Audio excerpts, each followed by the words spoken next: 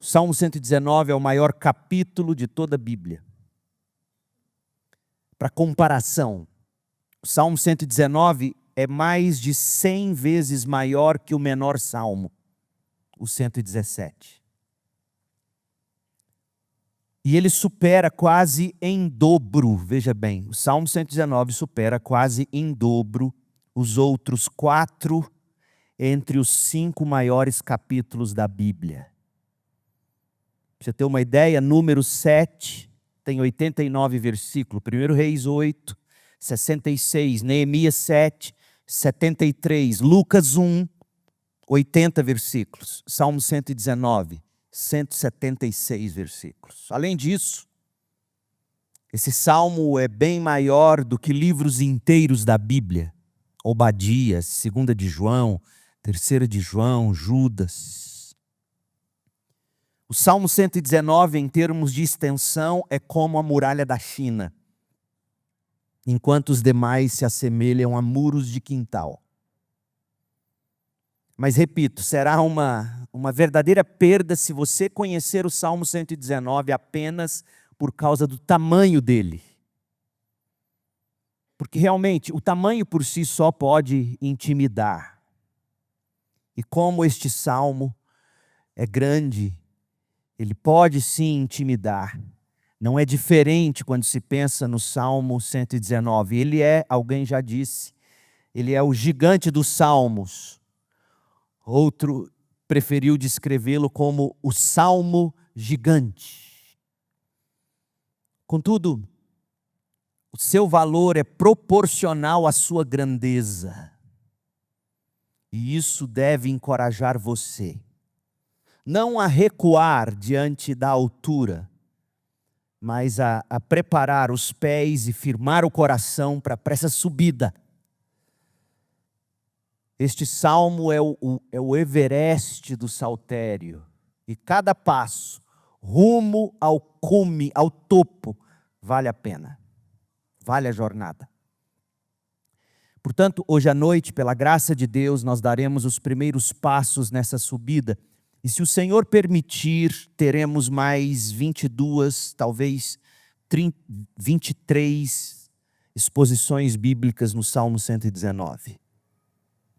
Totalizando 24, 25 talvez no máximo.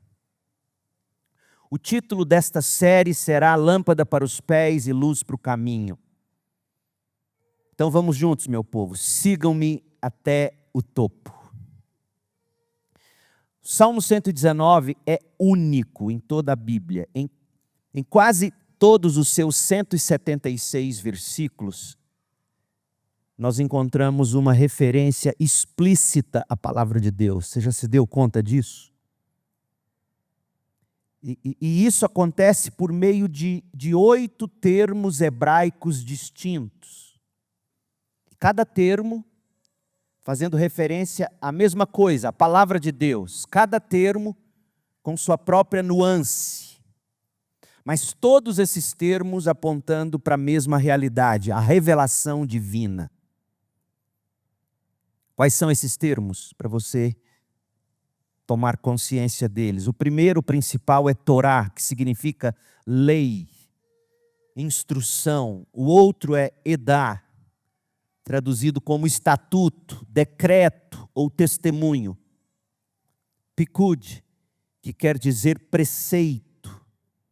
Rok, que indica ordem ou decreto. Mishuan, mandamento. Mishpah, se refere a juízo, justiça. Dabar, que é palavra. Inran, que pode ser traduzido como fala, palavra ou promessa. Esses 8 termos se entrelaçam ao longo do Salmo de forma harmoniosa, deixando claro que o tema principal, o tema central é incontestavelmente a revelação divina, a palavra de Deus como guia e sustento, como lâmpada e luz do povo de Deus. Apenas 4 versículos não contêm menção direta à palavra de Deus. Apenas 4 versículos dos 176 não contém qualquer sinônimo ou referência à palavra de Deus. Isso torna esse salmo impressionante. Todos os versículos, de algum modo, se referem à palavra de Deus, exceto o verso 84, o 121, o 122 e o 132. Todos os demais 172 versículos fazem referência à Bíblia de forma explícita. E no total, esses 8 sinônimos, sabe quantas vezes eles aparecem num salmo de 176 versículos? Esses 8 sinônimos, essas 8 maneiras de se referir à mesma palavra de Deus, aparecem no Salmo 119, 180 vezes, o que dá uma média de 1,04 por versículo. Por exemplo, vou pegar um verso aleatório, 71. O sofrimento foi bom para mim, pois me ensinou a dar atenção a teus decretos. Outro aleatório, 84. Até quando terei de esperar? Quando castigarás os que me perseguem? Eu peguei um dos únicos que não é fácil. Que situação, é o diabo no meu encalço. Mas vamos no 25, aliás, no 85. Os arrogantes que não seguem tua lei. E assim por diante. Na maioria dos versículos, a gente encontra apenas um dos termos que faz referência à palavra de Deus. Alguns versículos, porém, mostram até 2 termos referentes à palavra de Deus no mesmo versículo. Por exemplo, versículo 168 fala de ordens e preceitos. São 2 dos 8 sinônimos. O versículo 43 fala de palavra da verdade e estatutos. O versículo 16 fala de decretos, fala de palavra. Por isso, o Salmo 119 se destaca como o cântico por excelência da centralidade das Escrituras na vida de fé do povo do Senhor. É um salmo sobre a Bíblia, sobre a Torá. Aliás, o termo Torá aparece 126 vezes, mais do que qualquer outro termo. Mas é necessário entender o que o salmista quer dizer com lei ou Torá. Torá, para o salmista, não é simplesmente algum código de mandamento dado por Moisés no Sinai e repetido por Moisés às margens do Jordão, no Deuteronômio. Lei ou Torá e leis são coisas distintas. As leis fazem parte da lei, mas não a esgota. O termo Torá significa ensino. Se refere a toda a revelação escrita de Deus. Quando o salmista fala em Torá, ele está falando de toda a Escritura. Não abrange apenas leis ou mandamentos, mas inclui também as narrativas, a poesia bíblica, a profecia, os gêneros literários distintos das Escrituras. Em outras palavras, Torá para o salmista envolve as histórias, os salmos, os oráculos proféticos, os escritos de sabedoria e até os sermões. São todos igualmente palavra e ensino de Deus, tanto quanto as leis ou preceitos legais do Pentateuco. É por isso que muitas vezes todo o Antigo Testamento já foi chamado simplesmente de a lei do Senhor. Por exemplo, abra em Mateus 5,17. Veja como Jesus vai chamar o Antigo Testamento inteiro. Jesus. O título completo, a referência completa ao Antigo Testamento seria Lei, Profetas e Escritos, porque a Bíblia A Bíblia hebraica, a Bíblia do judeu, ela é dividida nesses 3 conjuntos de livros. Os livros da lei, os livros proféticos e os escritos. Leis, profetas e escritos. As 3 grandes divisões da Bíblia hebraica. Só que em Mateus 5,17, Jesus fazendo referência ao Antigo Testamento, ele usa apenas 2. Ele diz a lei de Moisés e os escritos dos profetas. Ele está falando do Antigo Testamento inteiro. E no verso 18, Mateus 5,18, Jesus faz referência apenas à lei, referindo-se a todo o Antigo Testamento. Jesus não veio apenas para cumprir os requisitos legais. Ele cumpriu também as profecias, os salmos, e até mesmo os acontecimentos históricos, porque todos eles, em última análise, revelam o plano eterno de Deus, o qual converge em Cristo Jesus. Isso explica porque a Torá era tão preciosa para o autor do Salmo 119. Agora, quanto do Antigo Testamento o salmista tinha para chamar de Bíblia? Entendem minha pergunta? Quanto que ele tinha de Antigo Testamento até aquele momento em que ele compôs o Salmo 119? O quanto das Escrituras o salmista conhecia ou tinha como Bíblia depende da data em que o Salmo foi escrito. Se veio dos dias de Davi, qual era a Bíblia que Davi tinha para chamar de lei do Senhor, de palavra de Deus, de estatutos do Senhor? Davi já tinha os livros de Moisés, o Pentateuco, que a gente acabou de estudar no domingo passado à noite. Davi já tinha Josué, Davi já tinha Juízes, provavelmente partes de 1º e 2º Samuel. Davi já tinha o livro de Jó. E muitos dos salmos. Ainda que a Bíblia hebraica não estivesse completa nos dias de Davi, esses livros que Davi já tinha, eles continham em si toda a riqueza teológica do Antigo Testamento. Pense comigo, a história da criação, a história da queda, a história da providência, da salvação, juízo, graça, mandamentos, advertências, promessas, bênçãos. E por isso o salmista amava a Torá, amava os ensinamentos de Deus, amava a lei, amava as Escrituras, amava a Bíblia. Por que esse salmo é tão grande? A razão da extensão está na forma como ele foi composto. O salmista decidiu estruturar esse salmo como um acróstico. Preste atenção, acróstico.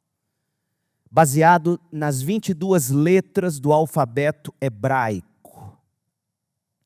E essa estrutura acróstica, ela não foi uma invenção apenas do salmista no Salmo 119. O uso do alfabeto hebraico como recurso literário já aparece em outros salmos. Salmo 9, Salmo 10, Salmo 25, 34, 37, 111, 112 e o 145. A diferença, portanto, está na escala. Nesses casos, nós temos apenas um versículo por letra do alfabeto, nesses salmos menores. Ou 2, como no caso do Salmo 37. Mas no Salmo 119, o padrão é levado ao extremo. Preste bem atenção. São 8 versículos para cada uma das 22 letras do alfabeto. Você pode fazer as contas aí. Olha para a sua Bíblia. Se ela é bem divididinha, você vai observar e você vai contar, e você vai ver que cada trecho contém 8 versículos. E cada versículo começa com a letra correspondente do alfabeto. É como se fosse de A a Z E cada letra marcando uma estrofe, repetida 8 vezes, uma avalanche poética de louvor à palavra de Deus. É por isso que na maioria das Bíblias, na NVT, por exemplo, eu não chequei na NAA, na ARA, mas na NVT, cada estrofe do Salmo aparece encabeçada por uma letra hebraica. Dá uma olhadinha na sua Bíblia e vê se ela é assim. Aleph, em cima do verso 1. Bet, em cima do 9. Gimel, em cima do 11. Dalet, em cima do 25. Re, em cima do 33. Vav, em cima do 41. Zain, em cima do 45. Het, Yod, Kaf, e assim as 22 letras do alfabeto. 22 estrofes.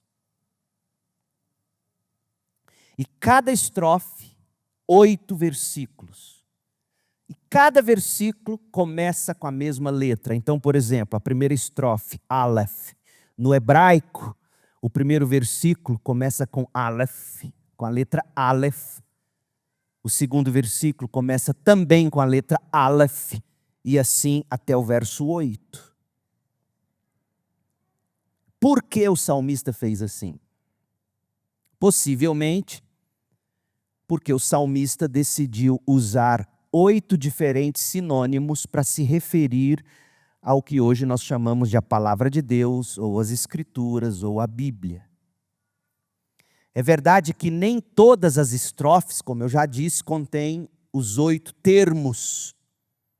A composição não é mecânica, mas como já vimos, com exceção do versículo 84, do 121, do 122 e do 132, cada versículo traz ao menos um dos sinônimos.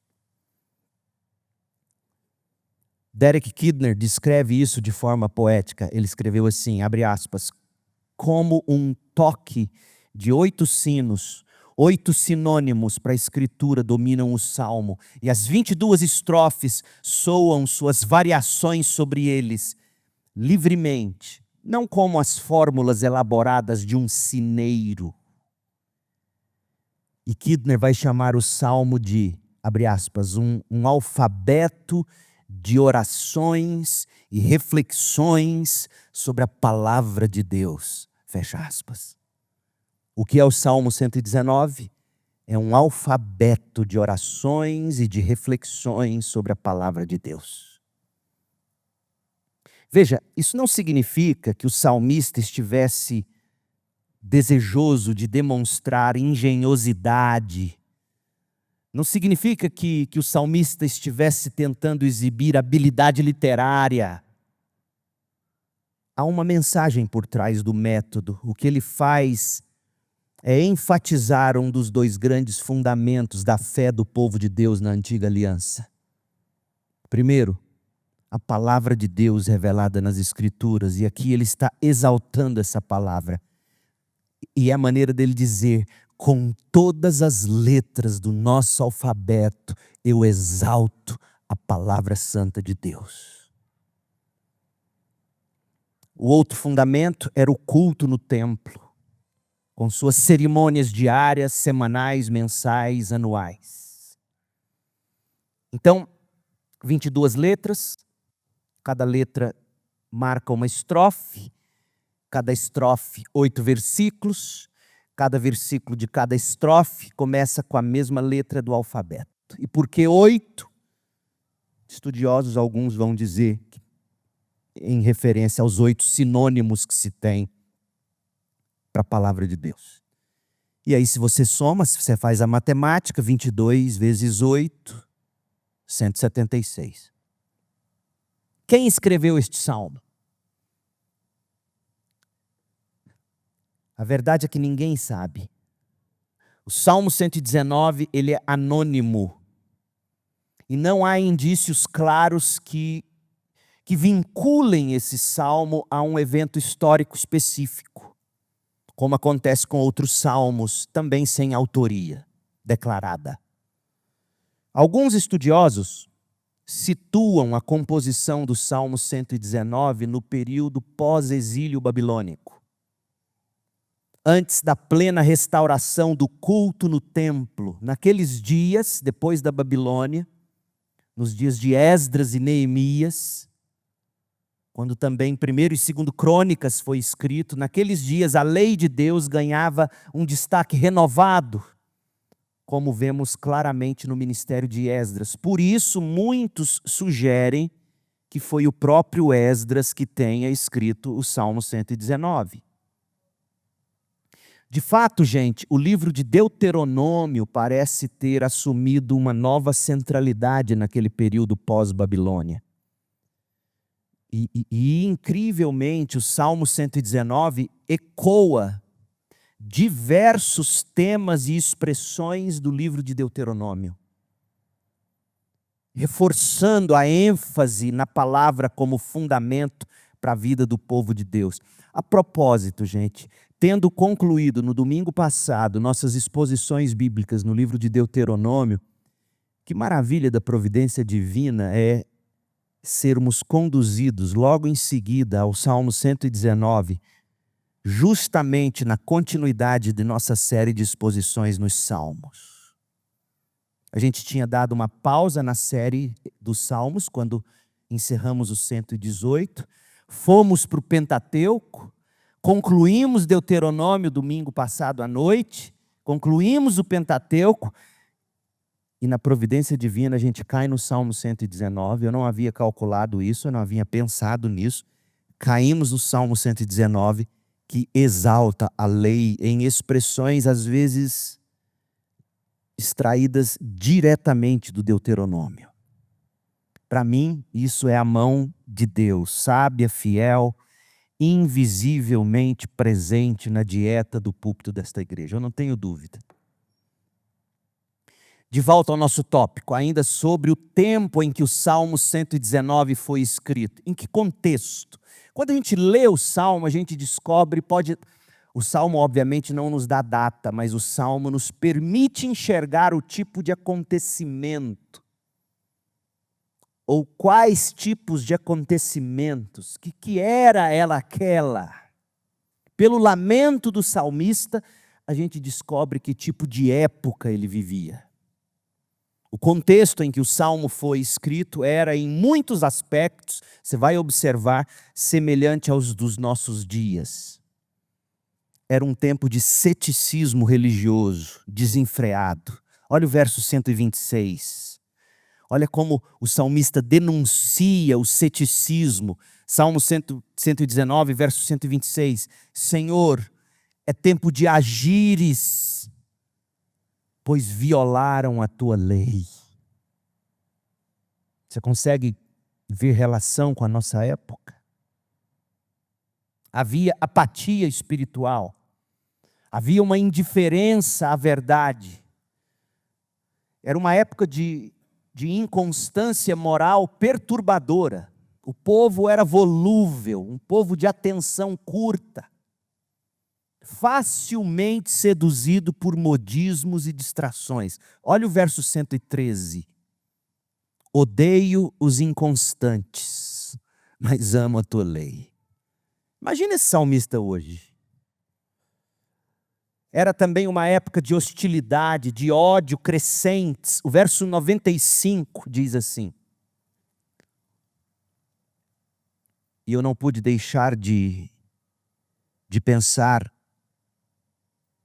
no evento recente envolvendo Charles Kirk.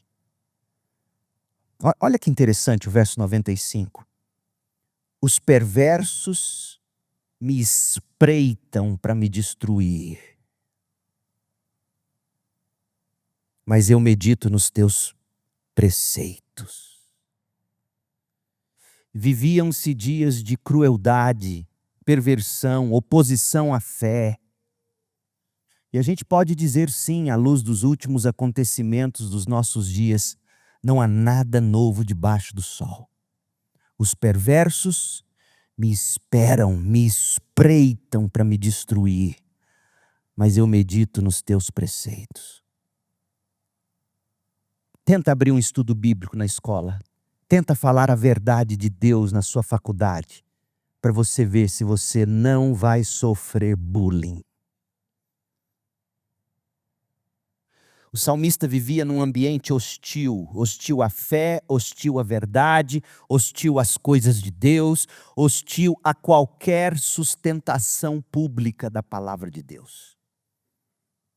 Sustentar a verdade nos dias do salmista era colocar-se no alvo da oposição, como se estivesse na mira de um sniper, um franco-atirador. Do contrário, como interpretar o verso 95? Os perversos me espreitam para me destruir. E o mais notável, esse salmista começou a seguir o Senhor ainda jovem. Preste atenção, jovens e adolescentes. Jovem, tanto que a segunda estrofe do salmo é sobre como o jovem pode manter puro o seu caminho. A partir do verso 9. Um jovem que já na juventude tinha consciência da batalha espiritual ao seu redor. Alvo de zombaria, de calúnia, de bullying, de perseguição. Era um crente sob pressão. Mas em vez de recuar, ele se agarrava ainda mais firmemente à palavra de Deus. Não largava as Escrituras, pelo contrário, agarrava-se a ela com fé, firmeza, amor. Dá vontade de saber quem era esse homem. O historiador Flávio Joséfo, que escreveu, e é muito respeitado, um historiador dos judeus, ele nasceu no ano 37, 38 depois de Cristo, morreu no ano 100 depois de Cristo. Flávio Joséfo atribui o Salmo 119 a Davi e aos seus escribas, já no final do reinado de Davi, após a rebelião de Seba. E nessa leitura, Davi estaria olhando, quando ele escreve, segundo Joséfo, essa interpretação, Davi, com seus escribas, ele olha para a vida dele desde o início com Deus, e ele então estaria olhando em retrospectiva para a vida dele, destacando a centralidade da palavra de Deus na caminhada dele, desde jovenzinho até a velhice. E isso, portanto, explicaria a ênfase recorrente no Salmo a temas como conhecimento, entendimento, sabedoria, consolo, oração, compromisso. São meios, todos os meios pelos quais o salmista conhecia e se comunicava com Deus, e Deus com ele. É o amadurecimento pleno daquela alegria na lei do Senhor, descrita no Salmo 1 e maravilhosamente testemunhada no Salmo 19. Portanto, é o testemunho de um jovem que cresceu para se tornar um homem maduro em Deus, tendo se pautado ao longo de toda a vida pela lei do Senhor. Que salmo! Agora, deixe Spurgeon dizer para você, se ele estivesse pregando aqui, fazendo a introdução do salmo, como eu estou fazendo, olha o que ele diria sobre o autor deste salmo, Spurgeon. Cremos que Davi escreveu este salmo. Este salmo é davídico em tom e expressão e corresponde à experiência, sim, de Davi em muitos pontos significativos. Na juventude, o nosso professor de escola bíblica dominical costumava chamar o Salmo 119 de o livrinho de bolso de Davi. E nos inclinamos a concordar com essa opinião. Aqui nós temos, de fato, o diário real, escrito em diferentes ocasiões, ao longo de uma vida longa e marcada pela graça de Deus. Não podemos entregar este salmo ao inimigo. Este é o despojo de Davi. Após longa leitura de um autor, passa-se a reconhecer o seu estilo. Adquire-se um discernimento quase intuitivo, pelo qual sua autoria se revela, mesmo que seu nome permaneça oculto. Assim sentimos com uma espécie de certeza crítica e espiritual que a mão de Davi está presente nesta obra. Sim, que ela é inteiramente sua. Eu concordo com Spurgeon. Então nós já analisamos que o salmista, aqui no Salmo 119, louva a revelação de Deus por meio de 8 palavras diferentes. Pergunta, por que 8 sinônimos para falar da mesma palavra? É que cada sinônimo traz uma nuance própria da mesma verdade. Por exemplo, Torá se refere à lei como ensino, como instrução. Não se limita a mandamentos. Decreto, estatuto, aponta para a palavra de Deus como testemunho, que declara quem Deus é, denuncia o pecado humano.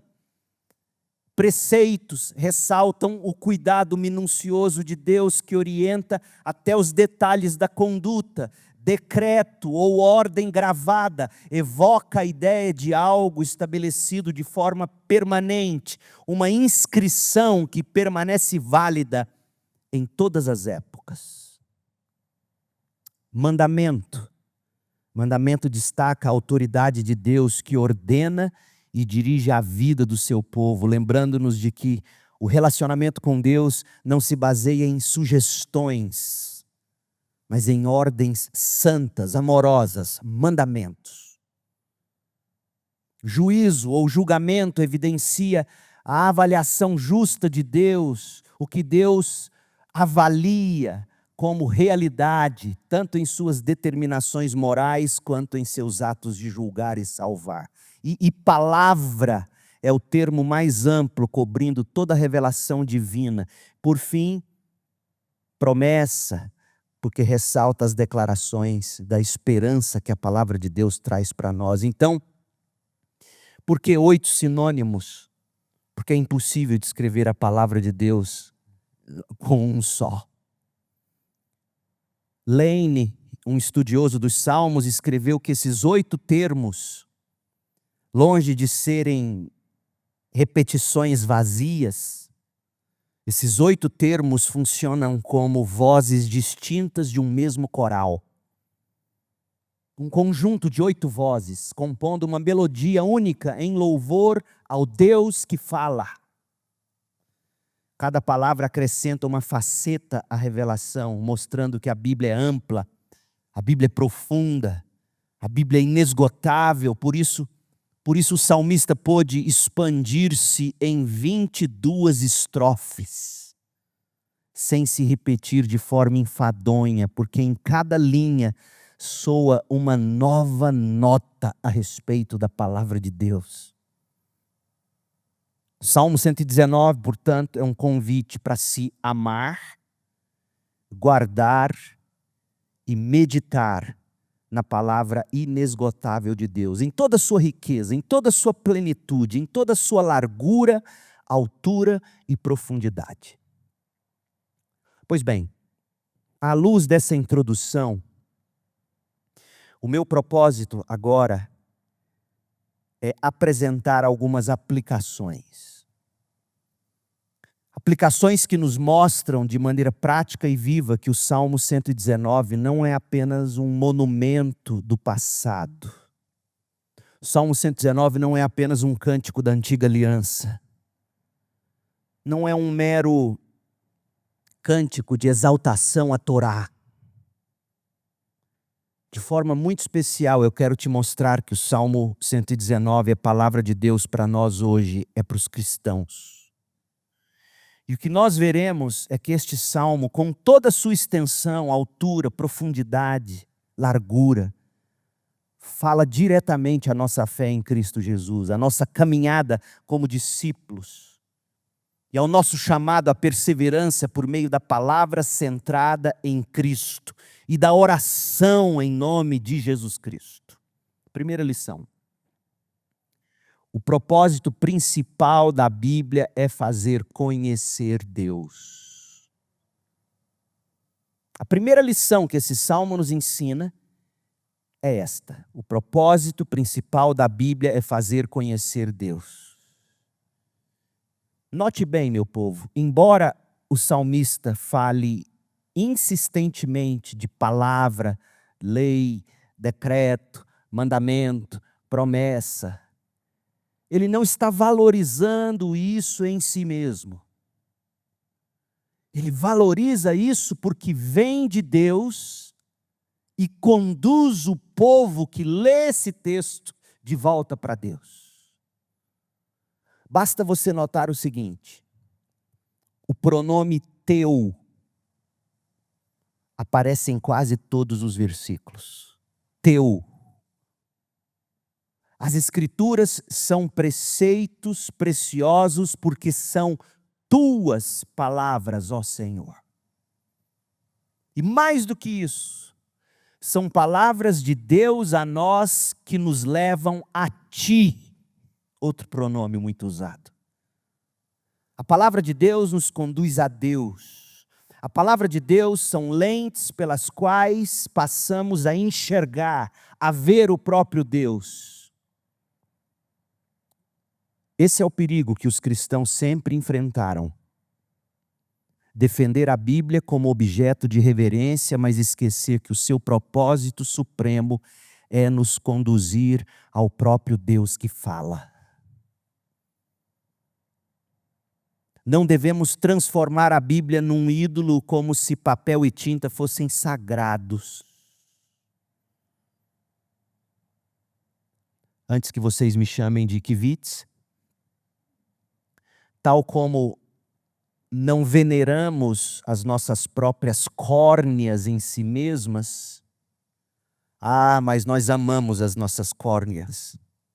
Nós cuidamos das nossas córneas, nós protegemos as nossas córneas com zelo. Mas por quê? Eu nunca vi ninguém tirando as próprias córneas e olhando para elas e dizendo, não daria nem para ver, porque se tirou. Mas eu nunca vi ninguém enaltecendo córneas. Mas por que nós damos tanto valor às córneas? Porque por meio delas enxergamos. Por que damos tanto valor à Bíblia? Não é porque idolatramos papel e tinta. É porque a Bíblia é santa. É porque é através da Bíblia que a gente contempla o Deus Santo. É pelas Escrituras que nós vemos Deus. E Davi está nos mostrando isso. O Salmo 119 nos chama a abrir as Escrituras. Ouça, igreja. Nós somos um povo da Bíblia, nós prezamos por doutrina e teologia, mas que nenhum membro dessa igreja seja do tipo que abre as Escrituras apenas para buscar uma regra de conduta ou buscar uma doutrina que precisa ser afirmada. Por mais que amemos doutrinas, por mais que em nossos cultos nós tenhamos o hábito de ler nossa confissão de fé, nós amamos doutrinas, nós amamos preceitos, nós amamos mandamentos, nós amamos a palavra de Deus, porque através disso nós queremos encontrar o Deus vivo. Davi nos lembra que as Escrituras é o meio, não o fim. A Bíblia é o caminho pelo qual buscamos, conhecemos e experimentamos o Senhor. É nesse sentido que o salmista fala de conhecimento, de sabedoria e de entendimento. Veja, meu povo, você vai ler o Salmo 119 de ponta a ponta, você vai ler os 176 versículos e você vai descobrir que não se trata de acumular informações, mas de conhecer Deus e conhecê-lo de tal maneira que o salmista não sucumbiu no sofrimento. É nesse encontro que passamos a compreender o mundo e a nós mesmos, como proclama o Salmo 36, 9. O Senhor é a fonte de vida, a luz pela qual vemos. O Senhor é a fonte de vida, o Senhor é a luz pela qual vemos. Mas de que modo conhecemos o Senhor? Pela palavra do Senhor. A primeira lição que o Salmo 119 vai nos ensinar é que O propósito principal da Bíblia é fazer você conhecer Deus. E está aqui um grande estímulo para você sair daqui com o propósito de ler a Bíblia diariamente, para conhecer Deus.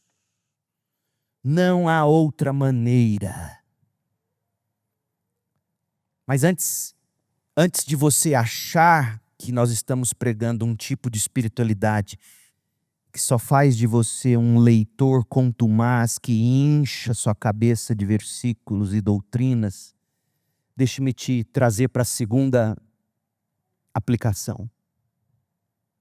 O resultado de se ler a Bíblia é a oração. Primeira lição: o propósito principal da Bíblia é fazer conhecer Deus. Segundo, o resultado de se ler a Bíblia é falar com Deus. Nós já dissemos que o Salmo 119 é sobre a Bíblia e, em certo sentido, a gente está correto.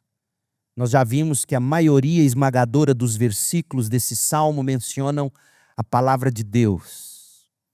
Você pega qualquer versículo, com exceção de 4, e você vai ver em todos os versículos, praticamente, menções a lei, mandamento, preceito, testemunho, estatuto, juízo ou semelhantes. Fala muito da palavra de Deus, mas David Paulinson, ele fez uma observação espantosa, eu nunca tinha me dado conta dela.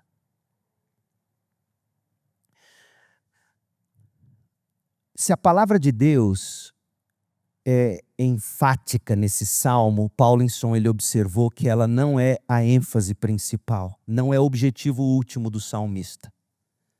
Sabe por quê? Porque as palavras que realmente dominam esse salmo, muito à frente dos adjetivos usados para descrever a Bíblia, são pronomes, 2 pronomes, eu e tu.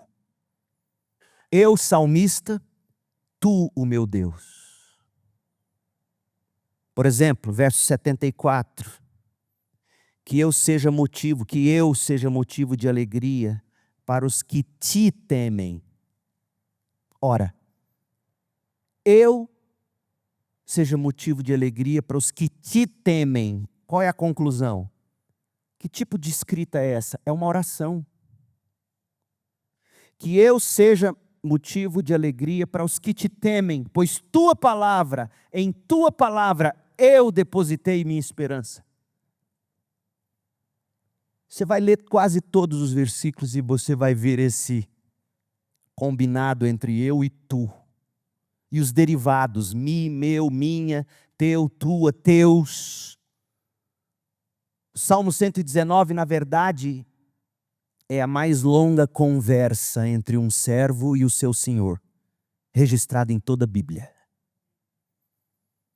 Note, em todo o Salmo, e eu vou te mostrar isso, apenas os 3 primeiros versículos falam em terceira pessoa, descrevendo pessoas em geral. Mas a partir do 4º versículo, o tom muda. O salmista se coloca diante de Deus e fala diretamente com Deus em oração, nos 172 versículos seguintes. O que a gente vai ouvir? A gente vai ouvir o coração de um homem em diálogo com Deus, um filho clamando ao Pai em oração. Leia o Salmo desde o início, Salmo 119, verso 1. Você vai notar que nos versos 1, 2 e 3 não há os pronomes eu e tu, mas a partir do 4, todos terão. Como são felizes os íntegros, os que seguem a lei do Senhor. Terceira pessoa. Poderia ter dito, como são felizes, ó Deus, os que seguem a tua lei. Não, mas ele é o cabeçalho do Salmo. Como são felizes os que obedecem a seus preceitos e o buscam de todo o coração. Seus aqui é terceira pessoa, não é ele falando com Deus, ele referindo-se a Deus. Não praticam o mal e andam em seus caminhos. Aí o verso 4. Tu nos encarregaste de seguir fielmente tuas ordens, Meu grande desejo é que minhas ações sempre reflitam teus decretos. E assim vai ser até o fim do Salmo. O que é isso? O Salmo 119 não é apenas uma meditação sobre a importância da Bíblia, gente. Salmo 119 é oração. Sou tentado a pensar que Agostinho se inspira aqui para escrever suas confissões. É fé em voz alta. O Salmo 119 é o transbordar de alguém que foi alcançado pela palavra e responde a Deus com prazer, necessidade, adoração, confissão, esperança. É um homem que lê e ora. Tudo isso em oração. Neste salmo, Davi não fala apenas sobre a palavra. Davi fala com o Deus da palavra. Davi, ouça-me, igreja, Davi não apenas estuda um tema, Davi não estuda Deus, Davi não estuda a Bíblia por estudar, Davi clama: Senhor, tu falaste, tu agiste, eu preciso de ti, cumpre o que prometeste, eu te amo. É o clamor de um desesperado. David Powlison escreveu assim: o Salmo 119 é o clamor refletido, é o clamor de alguém que refletiu na lei do Senhor. É o clamor refletido que nasce quando a vida real encontra o Deus real na revelação das Escrituras. Primeira lição: o propósito principal da Bíblia é fazer conhecer Deus. Se a sua leitura da Bíblia não está te fazendo conhecer Deus, tem algo errado na sua leitura. Não é apenas para acumularmos doutrina, conhecimento. É para conhecer Deus. Segunda lição: o resultado da sua leitura bíblica tem que fazer de você uma mulher, um homem de oração. Se a sua leitura bíblica não faz você orar mais, tem algo errado com a sua leitura bíblica. Porque pense comigo, se a Bíblia te leva a conhecer Deus, o seu impulso natural será querer falar com Ele. E se ao ler a Bíblia você não ora, é porque você não encontrou Deus. Você encontrou uma doutrina? Ótimo. A perseverança na doutrina dos apóstolos, a gente crê nisso, a gente prega isso. Mas é um tipo de doutrina que, segundo já estudamos em Atos 2, causava temor. É um tipo de doutrina, é um tipo de leitura que te faz buscar Deus em oração. A sua vida de oração deve ser fraca, sabe por quê? Porque você não ora com a Bíblia aberta. Você notou o que a gente está fazendo todo domingo aqui? Segunda-feira é sagrado, eu sento, traduzo os versículos de Efésios e escrevo as orações para orar com vocês no domingo. Tentando ensinar vocês a ler a Bíblia e orar a Bíblia. Porque o que Paulo escreve em Efésios, o que Moisés escreveu em Gênesis, o que Jeremias escreveu no seu livro, e assim por diante, tem como fim fazer você conhecer Deus. E o resultado desse conhecimento na leitura bíblica é você orar. Terceiro, esse salmo nos ensina sobre as bênçãos que fluem da palavra de Deus. A primeira palavra do saltério é como são felizes, ou em outras palavras, outras traduções, bem-aventurado. São as mesmas primeiras palavras do Salmo 119. O Salmo 119 ecoa esse mesmo início, do começo ao fim. O Salmo 119 vai nos mostrar que as bênçãos divinas não são teóricas, são experimentadas no contato vivo e diário com a palavra. Então, por exemplo, olha o que você pode experimentar lendo e orando com Davi no Salmo 119. Liberdade. Liberdade do pecado. Olha o verso 133. Firma meus passos, está falando com Deus. Firma meus passos conforme a tua palavra, para que o pecado não me domine.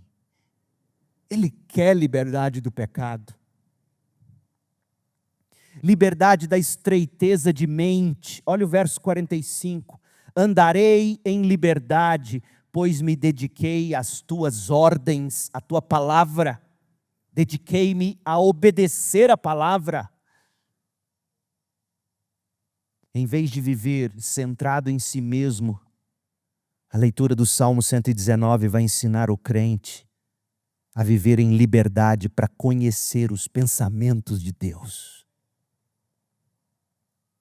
O Salmo 119 traz luz, traz conhecimento teórico e traz conhecimento prático. Verso 34, dá-me entendimento e obedecerei a tua lei, de todo o coração eu colocarei a tua lei em prática. Dá-me entendimento, dá-me discernimento. Verso 105, tua palavra é lâmpada para os meus pés, é luz para o meu caminho. Você quer sabedoria, você quer ensinamento, você quer saber como viver, quais decisões tomar, debruce-se diante desse salmo. Aprenda a conhecer Deus com esse salmista e ore a esse Deus como esse salmista orou. Liberdade, luz, vida. Vida é tema recorrente nesse salmo. É a palavra que dá vida. Verso 144. Teus preceitos são sempre justos. Ajuda-me a entendê-los para que eu viva. Você quer vida abundante, você quer vida plena. Vá para os preceitos da palavra de Deus e suplique a Deus, porque de novo, preste atenção nos pronomes. Deus, o salmista está falando com Deus, com a Bíblia aberta. A palavra de Deus, além de conferir vida, ela preserva a vida. Olha o verso 25. Estou prostrado no pó.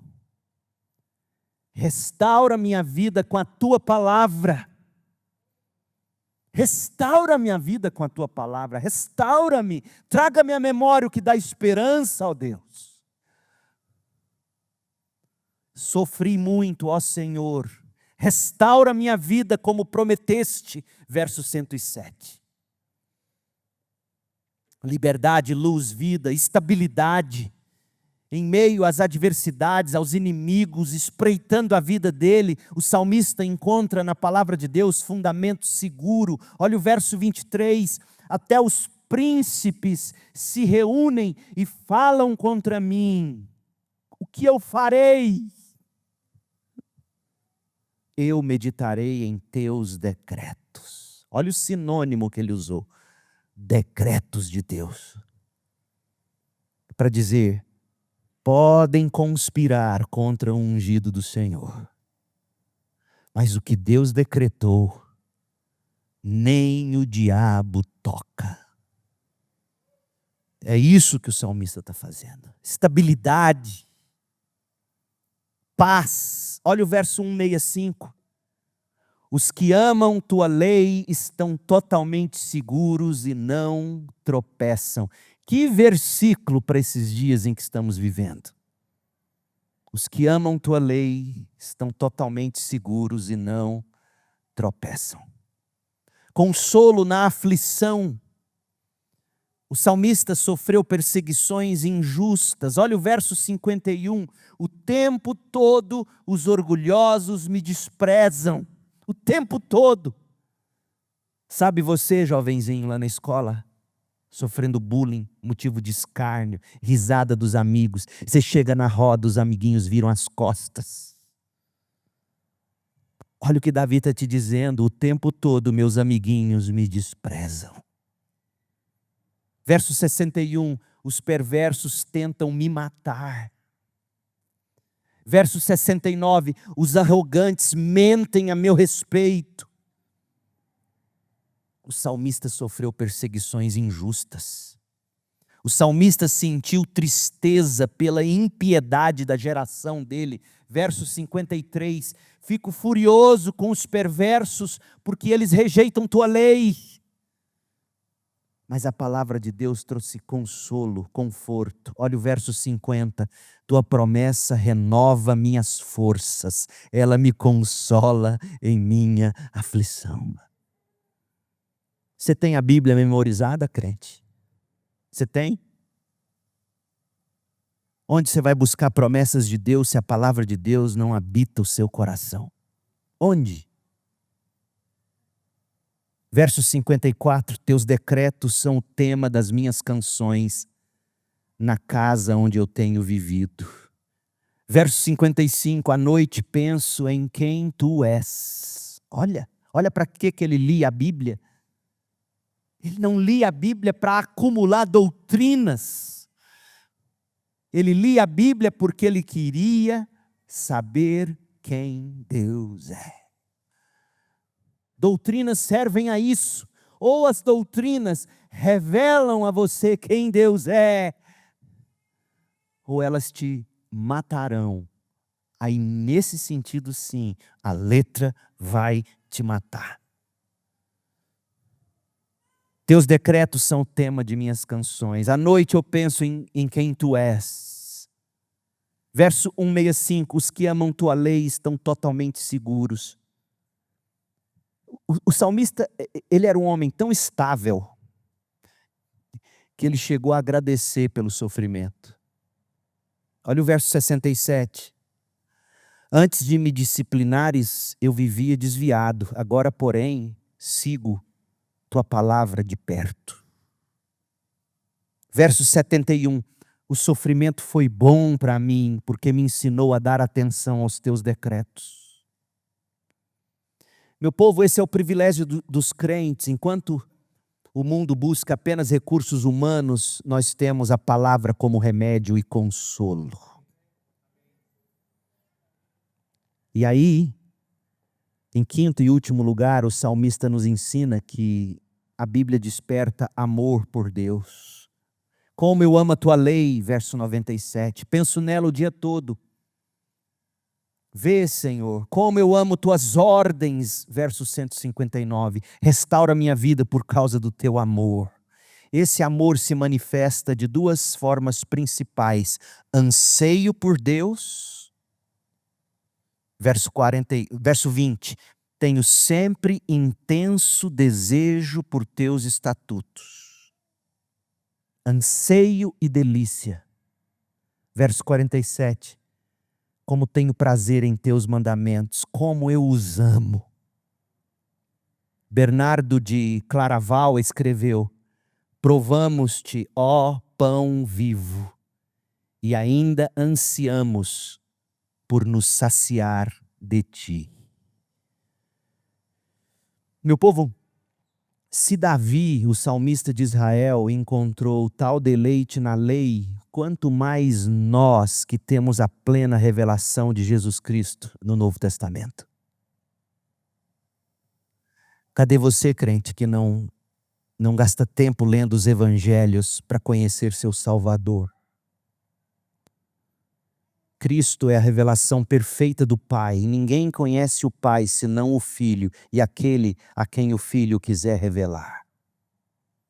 Eu sou o caminho, a verdade e a vida. Ninguém vem ao Pai senão por mim.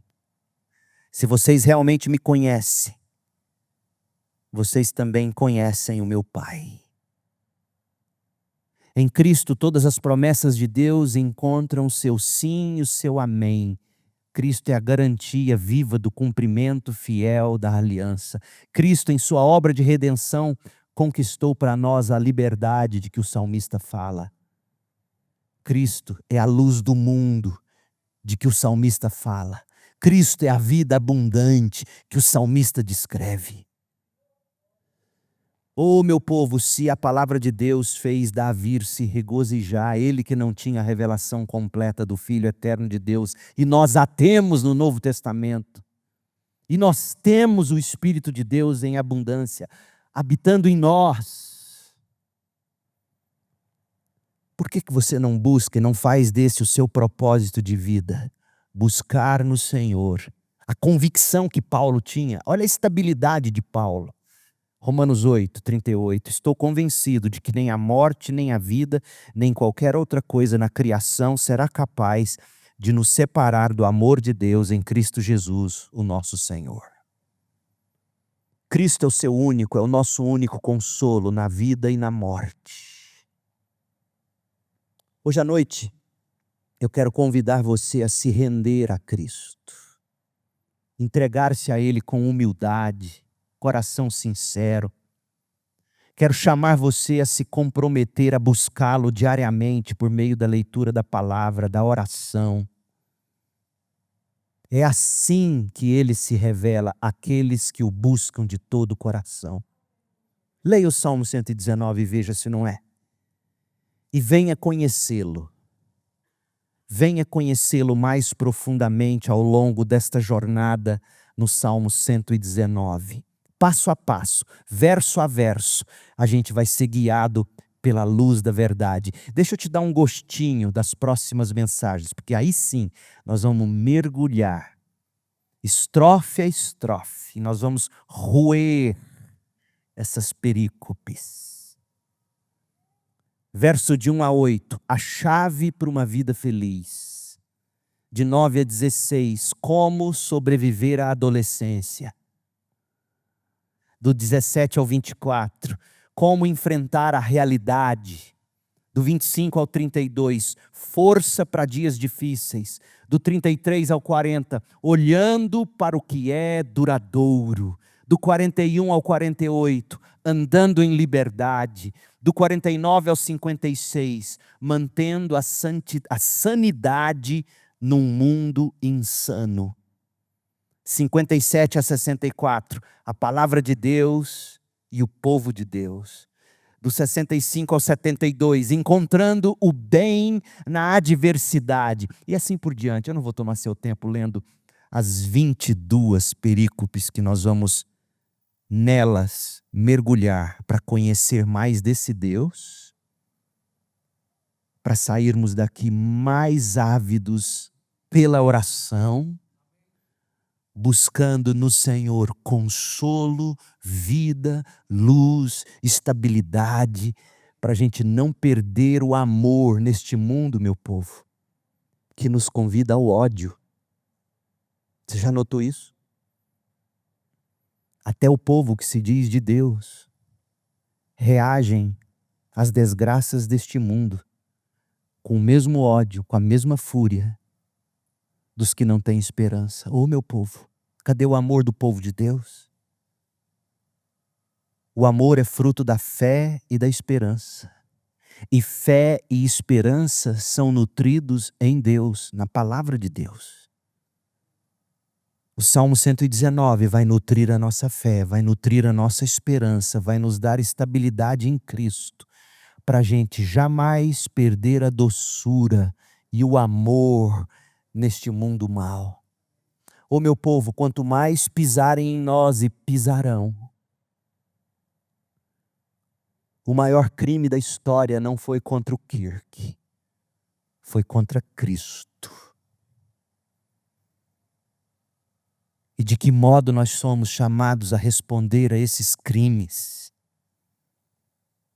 Com contrição, com arrependimento, com fé, com pureza, com santidade, com anseio. Sabe o que eu acho? Sabe o que eu tenho pensado? Os crentes estão com tanta raiva assim, porque eles têm medo de perder as coisas boas que esse mundo dá. Que tal, em vez de raiva, a gente nutrisse o sentimento: Maranata, vem Senhor Jesus, porque não dá para viver nesse mundo. Nunca deu e vai ficar cada vez pior. Oh, meu povo, nós precisamos de homens e mulheres, jovens, adultos, velhos, novos, em todas as esferas da vida e da sociedade, brigando pela verdade, falando do Evangelho, iluminando com o Evangelho, com pregação apostólica. Mas se essa pregação apostólica não vier vestida de prática, de postura apostólica, sabe aquela história? O fulano perdeu a razão, os crentes estão perdendo a razão, porque não se vestem apostolicamente, não se vestem como esse salmista, não se vestem à luz de 1 de Pedro capítulo 2. Meu povo, eu convido você para conhecer esse salmo, para escalar esse salmo comigo, para você nutrir a sua fé, nutrir a sua esperança, de tal modo que você jamais venha perder o amor, a doçura, inclusive por aqueles que nos perseguem. Esse é o nosso chamado. Você se lembra do que Jesus dizia? Enquanto o maior crime de toda a história, nenhum outro será igual. Nenhum outro foi igual. Você se lembra enquanto ele era arrebentado naquela cruz? Você se lembra o que ele dizia? Deus meu, por que me desamparaste? Ele lamentava, mas além disso, o que ele dizia? Senhor, perdoa eles, eles não sabem o que fazem. Oh, meu povo, chega de filhos do trovão entre os crentes. João queria que descesse um raio sobre a cabeça dos samaritanos. E Jesus falou, cala a boca, rapaz, quieta. Pedro arrancou a espada. Jesus falou, guarda, moço. Foi lá e colou a orelha do cidadão. Do cidadão que pôs as mãos nele. Você tem noção? Vamos lamentar, sim, porque os dias são para lamento, mas não vamos murmurar, não vamos azedar o coração, não vamos amargurar a alma. Lâmpada para os pés, luz para o caminho, é a tua palavra, ó Senhor. Oremos. Ó Deus, em nome de Jesus, que cada coração aqui se renda a Cristo nesta noite, pois somente Cristo nos revela o Pai, somente Cristo nos dá a verdadeira liberdade, luz e vida, somente Cristo se torna o nosso consolo na vida e na morte. Portanto, ó Deus, faça corações impenitentes nesta noite se curvarem diante de Jesus, com arrependimento e fé. Que cada irmão, que cada irmã se comprometa a buscar a Cristo diariamente, na leitura das Escrituras, na oração, encontrando em Cristo o sim e o amém de todas as tuas promessas neste salmo. Ó Pai, que como igreja conheçamos mais profundamente ao Senhor enquanto trilhamos juntos essa jornada pelo Salmo 119. Descobrindo a plenitude de alegria e as delícias eternas que só Cristo pode nos dar. Ó Deus, misericórdia de nós. E agora que o Deus da paz, que tornou a trazer dentre os mortos o nosso Senhor Jesus, o grande pastor das ovelhas, pelo sangue da eterna aliança, aperfeiçoe vocês em todo bem para que possam fazer a vontade dEle. E que Ele opere em nós o que é agradável diante dEle, por meio de Jesus Cristo, a quem seja a glória para todo sempre. Amém.